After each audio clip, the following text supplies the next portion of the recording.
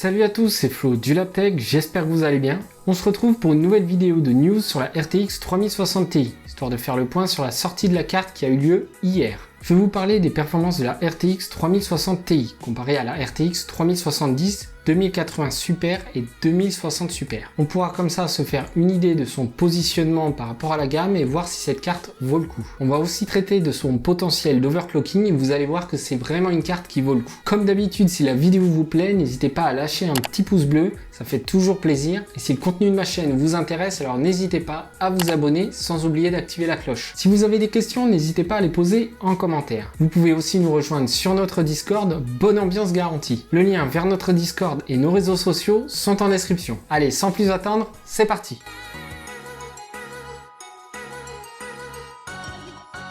Alors vous le savez sûrement, mais la RTX 3060 Ti est sortie hier à 15h. Comme d'habitude, la version Thunder Edition a été distribuée sur le site d'LDLC, qui a craché au bout de quelques minutes à peine. Et pour les versions custom, elles étaient distribuées chez les revendeurs habituels tels que Material.net, Top Achat pour ne citer que. Alors comme on pouvait s'en douter, les cartes RTX 3060 Ti se sont vendues comme du petit pain. Il va falloir maintenant attendre quelques semaines avant d'avoir à nouveau des cartes en stock. Pour ce qui est du prix, la version Thunder Edition est vendue à 419€, mais pas la peine de voir une version custom vendue à ce prix-là. Les versions custom des Messi, Asus, Gigabyte et j'en passe sont vendues aux alentours des 480€ à 550€ à l'heure où je tourne cette vidéo. En comparaison de la RTX 3070 à sa sortie, la RX 6800 XT est vendue 100€ moins cher, ce qui est plutôt logique compte tenu de son positionnement dans la gamme des RTX 3000. Alors pour ce qui est des benchmarks de performance, les sources sont en description. Alors je me suis basé comme à mon habitude sur les benchmarks de la chaîne Hardware Unboxed, à défaut d'être dans les petits papiers d'NVIDIA pour recevoir une carte et la tester moi-même. Bref, au niveau des performances, la RTX 3060 Ti s'en sort extrêmement bien, surtout pour une carte qui tourne aux alentours des 500€. C'est une excellente carte qui n'aura aucun mal à faire tourner tous vos jeux en 1080p avec les réglages en ultra. De manière générale, en 1080p, elle est environ 8% moins performante qu'une RTX 3070.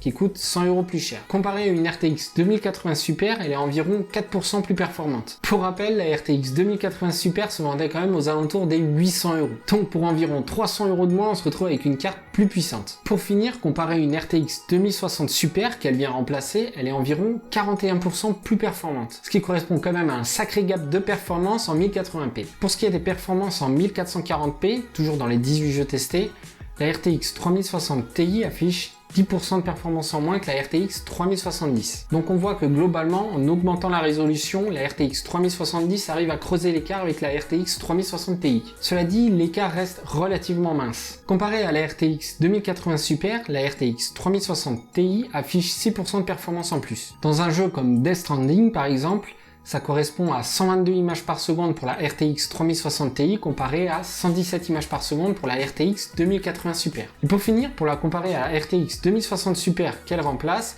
la RTX 3060 Ti affiche 50% de performance en plus. Autant dire que ça rigole plus. Pour reprendre la même comparaison dans Death Stranding, pour rappel, la RTX 3060 Ti affiche 122 images par seconde. Mais la RTX 2060 Super, elle, affiche 87 images par seconde. Ce qui correspond tout de même à un écart de 35 images par seconde. Pour finir, dans la résolution 4K, la RTX 3060 Ti affiche 14% de performance en moins que la RTX 3070. Ce qui confirme bien que plus on augmente la résolution et plus la RTX 3070 creuse l'écart avec sa petite sœur. Comparée à la RTX 2080 Super, elle s'en sort avec 7% de performance en plus. Et pour finir cette petite séance de benchmark, la RTX 3060 Ti affiche 49% de performance en plus que la RTX 2060 Super. Alors pour rappel, les liens vers les benchmarks sont en description. Ça vous permettra de voir toutes les valeurs et de comparer toutes les cartes graphiques avec la RTX 3060 Ti. Passons maintenant aux performances en ray tracing, en 1080p. Alors lorsque le ray tracing est activé en mode ultra, la RTX 3060 Ti affiche 38% de performance en plus que la RTX 2060 Super. Et l'écart grimpe à 41% lorsque le DLSS est activé. Alors pour vous donner une idée,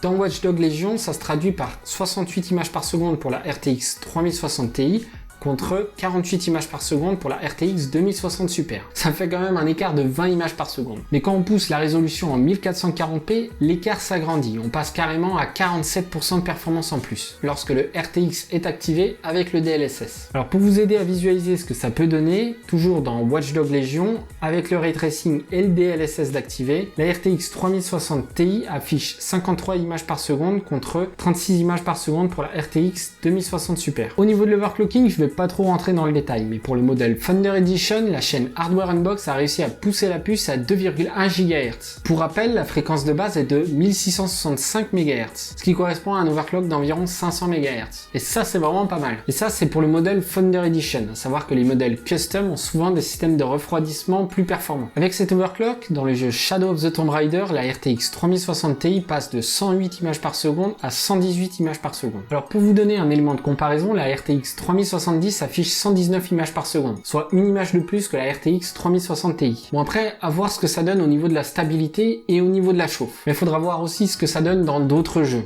Cela dit, ça reste quand même assez impressionnant, surtout pour un modèle Thunder Edition. Alors bien entendu, malgré l'overclock, il sera difficile d'atteindre les performances de la RTX 3070 en ray tracing. Tout simplement parce que la RTX 3070 a plus de RT Core et plus de Tensor Core. Alors maintenant, cette carte est faite pour qui et pour quelle résolution? Premièrement, pour les joueurs qui jouent en 1080p avec les réglages en ultra sur un écran en 144 Hz, il n'y a vraiment pas de souci à se faire. La RTX 3060 Ti fera largement le taf. Après, au vu des performances, je peux largement dire que pour ceux qui jouent en 1440p, il n'y aura aucun souci non plus. Au final, elle est quand même assez proche de ce que propose une RTX 3070. Ses performances sont légèrement supérieures à une 2060 Super. On parle quand même d'une carte qui est 300 € plus chère. Mais par contre, je déconseille cette carte pour ceux qui voudraient jouer en 4K. C'est pas qu'elle affiche des performances horribles en 4K, bien au contraire d'ailleurs, puisque dans les 18 jeux testés, elle affiche aux alentours des 64 images par seconde en moyenne. Ce qui est quand même assez dingue pour le prix de la carte graphique. Je vous rappelle quand même qu'elle est qu'à 500 €. Mais pour moi, franchement, c'est trop juste pour jouer confortablement en 4K.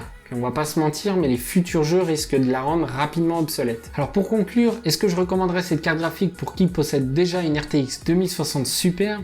Clairement oui. La RTX 3060 Ti affiche d'excellentes performances et elle est clairement la carte graphique affichant le meilleur rapport performance-prix de la gamme RTX 3000. Alors par contre, si vous avez déjà une carte graphique 2080 Super, inutile de craquer pour une RTX 3060 Ti. L'apport en performance n'est pas suffisant pour justifier cet achat. Alors après, pour ceux qui hésitent entre une RTX 3070 et une RTX 3060 Ti, c'est un peu plus compliqué. Je dirais que la RTX 3070 reste plus intéressante en 1440p et en 4K. Pour 100 € de plus, on aura en moyenne 10 images de plus en 4K, ce qui représente quand même 14% de performance en plus. En 1440p, c'est un peu plus complexe, puisque la RTX 3070 n'affiche encore une fois que 10 images de plus par seconde. Sauf que là, ça représente plus que 10% de performance en plus. Alors bien entendu, c'est toujours bon à prendre, mais c'est pas déraisonnable d'économiser 100 € pour perdre à peu près 10% de performance en plus en 1440p. Surtout quand on voit quand même les performances de la RTX 3060 Ti qui sont loin d'être dégueulasses. Voilà, c'est tout pour cette vidéo, j'espère qu'elle vous a plu. Si c'est le cas, pensez à mettre un petit pouce bleu, ça m'aide énormément. Et si le contenu de ma chaîne vous intéresse, alors n'hésitez pas à vous abonner. Parce que quand je regarde les stats de ma chaîne, ça me fait clairement flipper le nombre de personnes qui sont pas abonnées. Si vous avez des questions, n'hésitez pas à les poser en commentaire, j'y répondrai avec grand plaisir.